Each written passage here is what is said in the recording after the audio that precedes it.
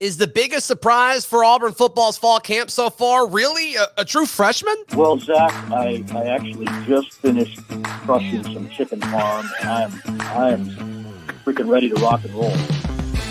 You are Locked On Auburn, your daily podcast on the Auburn Tigers. Part of the Locked On Podcast Network, your team every day. Yes, welcome on into Locked On Auburn, your daily Auburn Tigers podcast. I'm your host, Zac Blackerby. Thank you so much for making Locked On Auburn your first listen every single day, broadcasting from an abandoned basement. Joining me as he does every single Monday, Baseball Zone, Lindsay, Crosby, writer at auburndaily.com, also host of Locked On Major League Baseball Prospects, MLB Prospects. Lindsay, there have been several great, fun, exciting surprises amongst the Auburn football team. A lot of newcomers, some veteran guys that are peaking late in their Auburn career.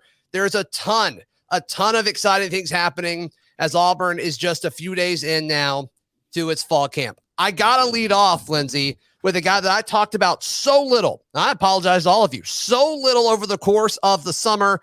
Rhym, the true freshman defensive back. Lindsay, you follow this. I was able to go to a few practices over the weekend. This guy's legit. This guy has a chance to play a ton as a true freshman this year.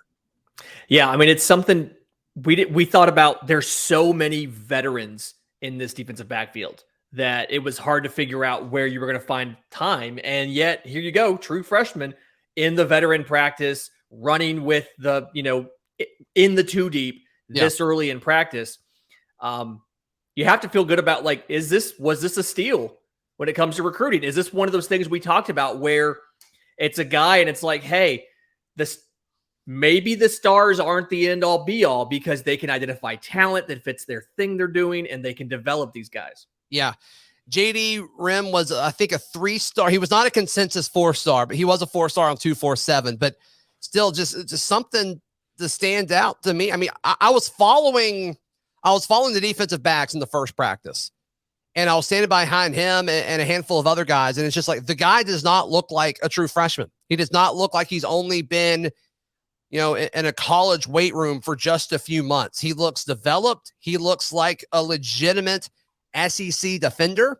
And then the more impressive thing is you see teammates going up there that are made available, for press conferences to the media. And they're like, who stands out? And they're also in Rhym. Like, they're not even hesitating. They're very impressed with him physically, but then they talk about how he just obsesses over the playbook and he watches tape and he's just a sponge soaking in all of this information. And he may be the number 2 nickel behind Donovan Kaufman.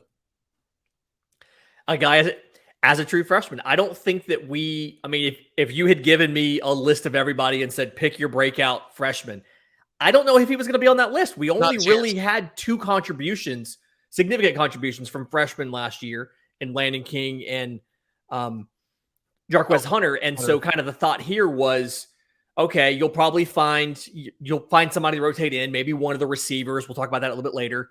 I wouldn't have had Rhym, but I'm happy for him. I hope it continues, and I hope that he's the guy behind Donovan Kaufman. And if that's the case, it can be argued we got a steal on the recruiting trail.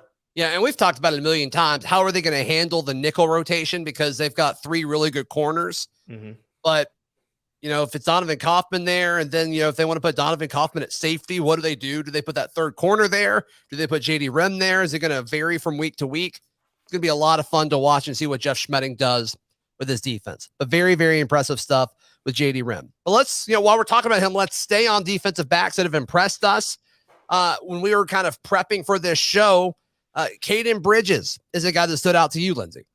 Yeah, I mean, it's something where same kind of situation. He's running with the veterans. He's in that 2 deep right now. And so you look at a lot of the defensive back stuff and it's, second unit is like DJ James, Caden Bridges, Rhym. Like that's the most common second unit.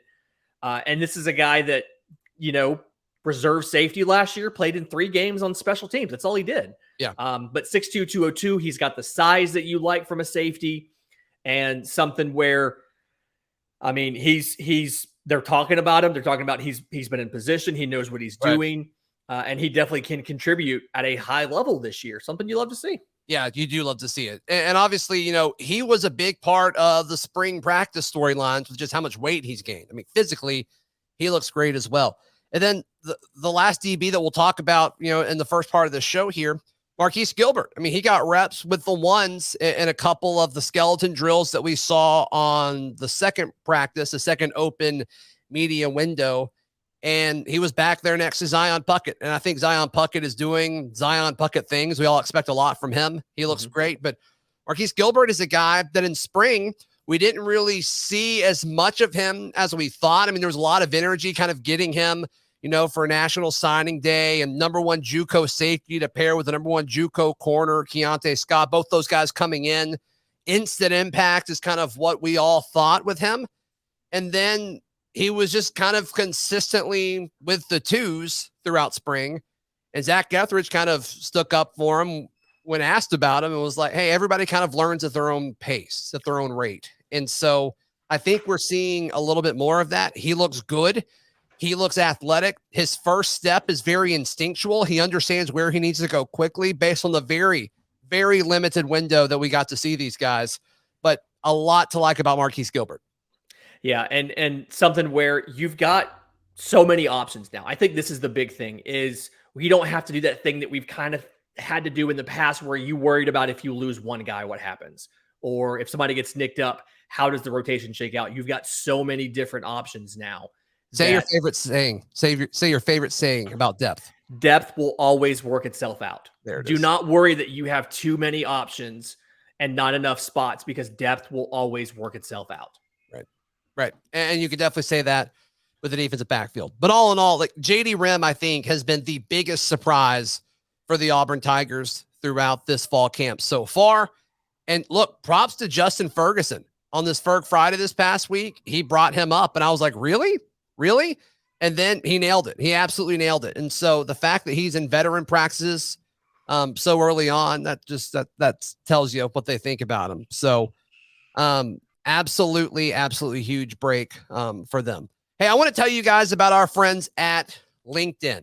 LinkedIn, they are able to hook you up with the best potential applicants you could ask for. Small businesses all over the place. If you're listening to this and you're a small business owner, we understand how busy you are. If you were running a small business, you were one of the busiest people on the planet because you have like 85 million jobs. Well, when you get up to 85 million and times that by almost 10, that's how many people your job posting at LinkedIn could potentially get in front of.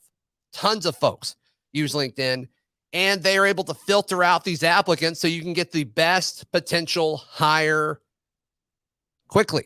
That's all that really matters here. So go to LinkedIn Jobs. They can help you find the candidates you want to talk to faster. Did you know every week, nearly 40 million job seekers visit LinkedIn. Post your job for free at linkedin.com/lockedoncollege. That's linkedin.com/lockedoncollege to post your job for free. Terms and conditions apply. Lindsay, Crosby, more names Auburn fans need to be getting excited about. Let's move now to the offensive line. Tons of question marks about this unit going into it. I think we're starting to get some answers here.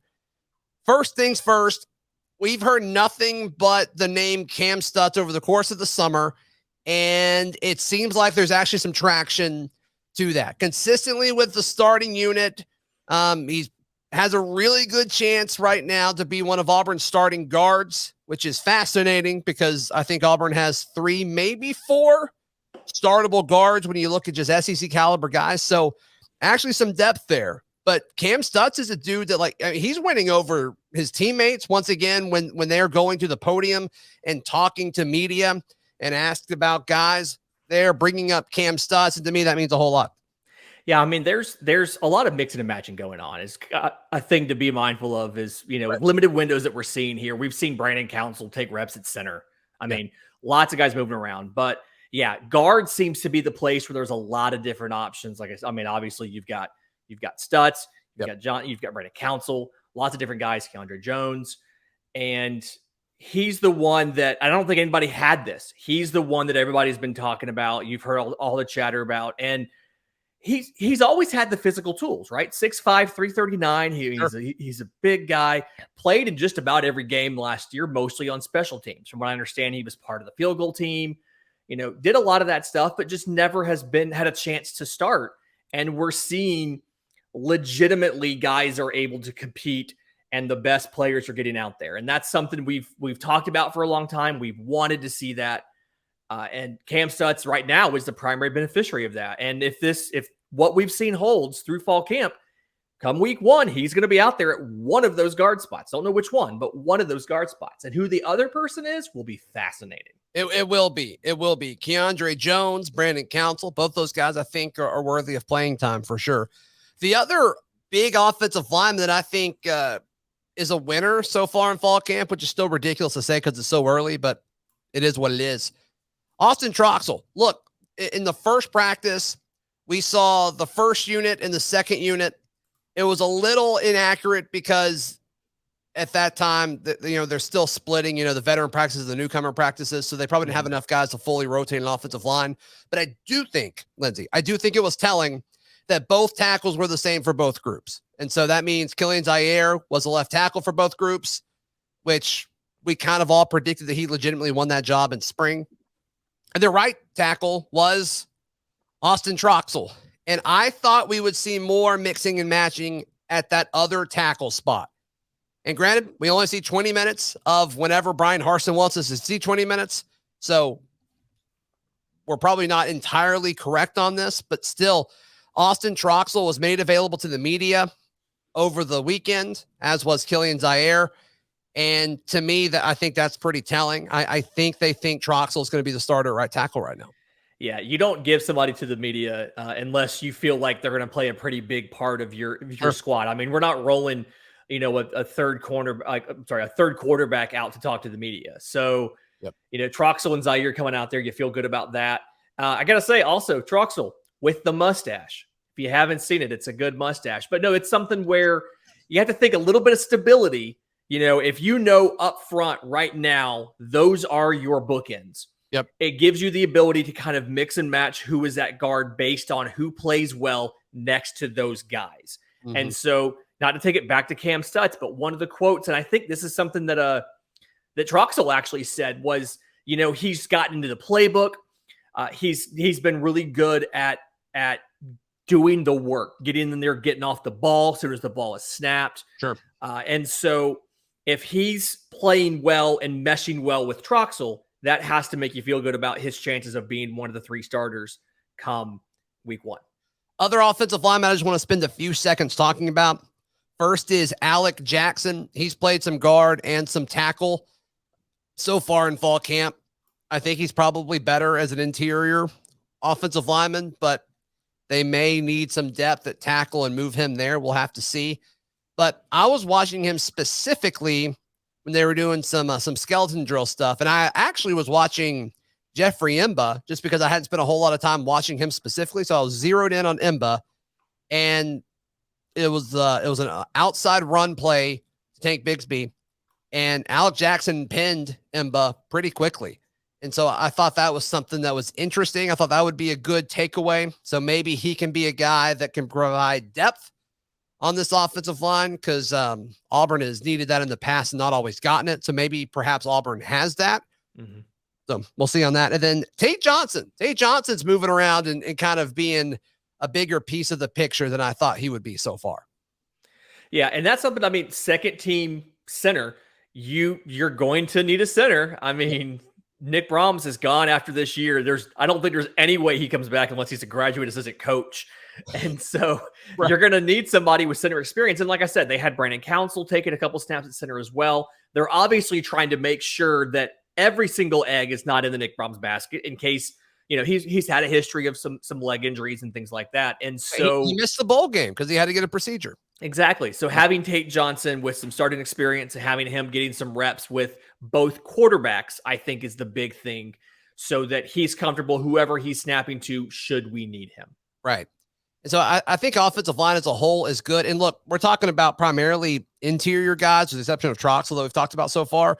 And these guys are having to block another incredibly impressive player so far in fall camp, Jason Jones. I think we all expected, the transfer from Oregon, a defensive tackle, to come in and make an impact and compete for the starting job. But it almost seems like, Lindsay, he's locked it down. as Auburn's starting nose tackle. Mm-hmm. And man, he has just impressed folks over and over and over again. Folks are comparing him to Derek Brown. I don't know about that, but I mean, just his size and the way that he moves. There's a ton to like about Jason Jones. Folks who listen to my baseball show know I'm not a big fan of comps because it gives you unrealistic expectations for what a guy is. But Derek Hall played with Derek Brown. He's the one that dropped the Derek Brown comparison. And as far as the context of Derek Brown could take on 2 or even 3 blockers at once and it freed everybody else up. And he said Jason has the ability to do that as well. I mean, 6'6", 328. Yeah. He may be the largest defensive lineman we have ever played, but he moves a lot better than the last incredibly large defensive lineman in Tony Fair. Right. And so somebody who can take on multiple blockers, but is still athletic enough to shoot a gap, get it back in the backfield. Jason Jones has the potential to be a huge piece of this defense. And I imagine the linebackers are going to be funneling probably a percentage of whatever NIL deals they earn his way if he is as good as Derek Hall has predicted. Yeah, no, I mean, that is some high praise. I don't necessarily love that he did that. It doesn't matter, but still, I just also not really the same. Like, Derek Brown did a lot of 3-tech stuff. I don't know how much of that Jason Jones is going to do, but we'll have to see. Regardless, very lofty compliment thrown towards Jason Jones' direction. All right, you guys are asking about this next player that we're going to discuss a ton. Yes, he's a true freshman. Yes, he's massive. Can Camden Brown make an impact based on what we've seen so far in fall camp? We'll tell you in just a moment right here on Locked On Auburn. Today's show is brought to you by betonline.net. It's the fastest and easiest way to bet on all of your betting needs. You can find all of your favorite sports and events at the #1 online source for odds, lines, and games. And I'll tell you what, folks. Yes, football's back in the form of the NFL preseason, and you can throw down whatever you want on some NFL preseason action. Yes, we know that you've missed betting on football. Go do it. Go do it at BetOnline. BetOnline is where the game starts. Lindsay Crosby, our guest today. Let's talk about him. In fact, I'm going to let you open up this segment with Camden Brown, the true freshman wide receiver. Auburn fans are really, really excited about this guy. I mean, if you go back and you watch his tape from St. Thomas Aquinas, which, powerhouse school in Florida, one of the best programs there, at 6'3", 202, so he's got the size. You can see the speed when you watch the film, 20 yards per catch. He had touchdowns on like a third of all of his catches, and it's nuts. And when you listen to some of the comments, I mean, Nehemiah Pritchett is out there talking about he's big and he's strong. He's been working incredibly hard to crack the rotation. Shedrick Jackson talking about how strong he is. He's benching 225 for reps as a true freshman. And he's not only playing with the veterans versus the rookies in the 2 deep, but after day one, they gave away some accolades. Like they gave away, offensive players of the practice and defense. He was one of the 2 top playmakers. Him and Coy Moore both got the Playmaker Award for day one of practice. And he's a true freshman who's lining up against Nehemiah Pritchett, who's lining up against, some of these defensive backs that we've been talking about Auburn's going to count on. And Camden Brown's out there lining up against him and holding his own. And so I don't know if he's going to break the rotation and play, but if he does, it'll be earned. It won't be given. It'll be earned based on what he's done in fall camp so far. No, I think that's well said. I'm not saying Camden Brown can't do it. I think he's got an uphill battle, though, for sure, just because so many guys at the wide receiver position have emerged so far. Coy Moore, to me, looks like the best wide receiver on the field. Shedrick Jackson, I think, is ready to take that next step physically. Goodness gracious, he looks so much better. He looks great. He looks bigger. He looks more athletic. There's just so much to like about Shed Jackson so far. You can see the Bo Jackson in Shedrick Jackson this year physically. His thighs, man, he looks like a different person. Yeah. The Bo Jackson genes came out in the weight room for Cedric Jackson. Yeah, good for him, man. Good for him. So I think that's definitely part of it. And then Malcolm Johnson Jr. is still a guy that this coaching staff is really excited to talk about whenever prompted and whenever asked about him. And then Javarius Johnson is going to have a role too. So we'll see. They really like these tight ends as well. So is there room for Camden Brown to ascend over the course of the season? Yeah. How big is his slice of the pie? I don't know, but maybe he has a Landon King type impact. Maybe you see him in a smaller amount, a smaller sample size, but when you see him, he shows up big. That's kind of what I'm thinking of Camden Brown this season. Yeah, it feels very likely that for a freshman, the way they're going to ease him in is they're going to say, like, we're not going to have you play in all three positions. We're going to put you, at the X, and you're just going to play this. And we're going to have packages that you're going to be in similar to like you said, similar to Landon King and the Iron Bowl, right? Where he comes out and he has a game where he's targeted quite a few times late in the season, has a big catch, something like that.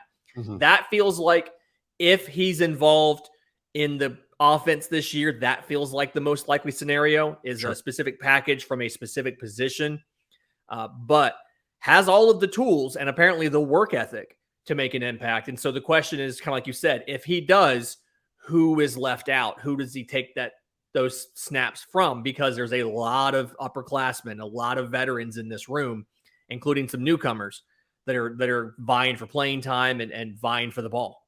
Yeah, and then I just got to mention Coy Moore again because I have a problem, and I just think he's going to be incredible. But he looks the part. He looks like a number one wide receiver. So absolutely love that. Another guy I just wanted to sprinkle some thoughts on Marcus Bragg.